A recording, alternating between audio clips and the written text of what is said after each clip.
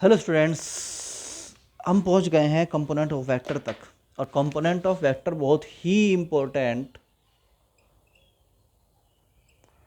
Topic है। और component of vectors अगर आपको नहीं आता है तो आप वेक्टर्स में या पूरी फिजिक्स में कुछ नहीं कर सकते। मैं गारंटी के साथ आपको कह रहा हूँ, इसलिए बहुत ध्यान से समझिए इस टॉपिक को। ये हमारा कोऑर्डिनेट सिस्टम है जिसके अंदर एक एक्स एक्सिस है और एक वाई एक्सिस है। मान लीजिए इसमें कोई वेक्टर है ए और उसको हमने नाम दिया ओ पी।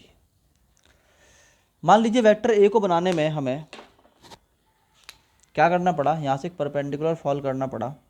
और हम बोलते हैं पहले हम यहाँ से यहाँ गए और फिर यहाँ से यहाँ गए। ऐसे बोल सकते हैं क्या हम? यस सर, बोल सकते हैं। तो ये जो ए का जो ये वाला हिस्सा है ना, जो परपेंडिकुलर डालने के बाद एक्स एक्सिस में बना, this is called A x. और जो वाई वाला हिस्सा है ना, this is called A y. इस बात को ध्यान से समझो। क्या कहा मैंने? A x and A y. अब ये जो ए एक्स है ना, उसे बोलते हैं हम कंपोनेंट ऑफ ए। वो कंपोनेंट है किसका? ए का, इन एक्स एक्सिस। समझ में आई कि नहीं आई बात? ये जो ए एक्स है वो है component of A in X axis. और जो वेक्टर वाई ए वाई है, this is component of B, component of A in Y axis. यानी क्या मतलब हुआ कि हम लिख सकते हैं vector A equal to A X I plus A Y J. मैंने यहाँ पे आई क्यों लगाया? क्योंकि ये वेक्टर का मैग्नीट्यूड है ए एक्स। अगर मुझे ए एक्स को वेक्टर बनाना है तो मुझे बताना पड़ेगा कि इसकी डायरेक्शन थी sir x axis, that's why I has to write I. और जो ए वाई है ये वाई डायरेक्शन में है, मुझे लिखना पड़ेगा यहाँ पे यूनिट वेक्टर जे।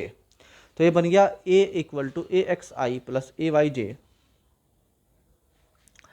तो बच्चों अगर इसका मैग्नीट्यूड निकालना हो तो पाइथागोरस थ्योरम का यूज़ करके हम यहाँ पे लिख सकते हैं this is point S in triangle O P S using Pythagoras theorem. तो हाइपोटेनियस यानी ओ पी का स्क्वायर इक्वल होता है perpendicular, that is P S का स्क्वायर प्लस ओ एस का स्क्वायर। तो ओ पी जो है वो क्या होता है बच्चों? ए, तो ए का square equal to A x का स्क्वायर प्लस ए वाई का स्क्वायर। तो यहाँ से क्या आ गया बच्चों कि अगर मुझे ए का मैग्नीट्यूड चाहिए, this is written it like that. अगर कहीं पे आपको ऐसे मॉड्यूलस के अंदर कोई ऑब्जेक्ट, कोई वेक्टर दिखाई देता है तो इसका मतलब होता है कि वो इसका मैग्नीट्यूड ही बता रहा है। तो वो हो जाएगा अंडर रूट में ए एक्स का स्क्वायर प्लस ए वाई का स्क्वायर।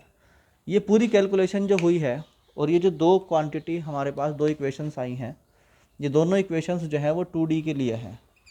तो अगर इसको 3D में कन्वर्ट करना है आपको तो बहुत सिंपल है। क्या करो कि जेड एक्स को भी इंक्लूड कर दो। तो वेक्टर ए बराबर हो जाएगा ए X I plus A Y J plus A Z के, और उसका मैग्नीट्यूड क्या हो जाएगा? अंडर रूट में ए x square plus A y square plus A Z का स्क्वायर।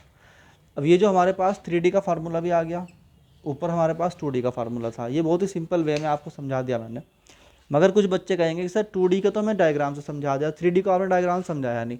तो मैं आपको डायग्राम बना के दिखाता हूँ और डायग्राम से हम इसको समझेंगे कि ये कैसे बना। मतलब जिनको समझ में आ गया होगा दैट्स ओके, जिनको समझ में नहीं आया वो इस वीडियो को आगे आगे भी देखें। देखो ये एक्स एक्सिस है, ये वाई एक्सिस है और ये जेड एक्सिस है। तो यहाँ पर अगर मुझे कोई वेक्टर रिप्रेजेंट करना है तो पहले मुझे क्या करना पड़ेगा? पहले मुझे यहाँ पर एक क्यूब सिस्टम डेवलप करना पड़ेगा।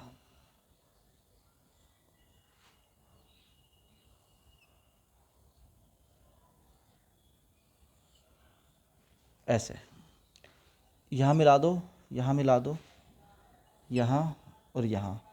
तो ये पॉइंट ओ था, ये हो गया O A B C D E F G. ऐसे हमारे पास एक क्यूब बन गया और हमने कहा कि ओ जी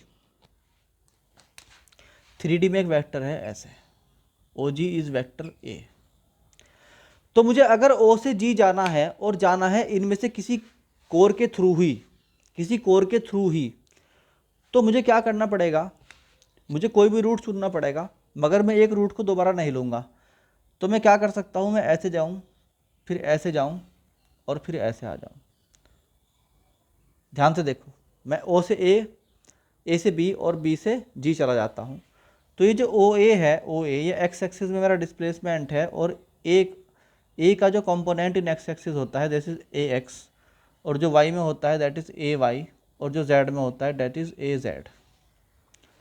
तो मैं क्या बोलता हूँ कि मेरे पास जो रिक्वायर्ड पाथ है, मुझे ए एक्स जाना पड़ा आई में, फिर ए एक्स जाना पड़ा आई में, फिर ए वाई जाना पड़ा जे में, फिर ए जेड जाना पड़ा के में।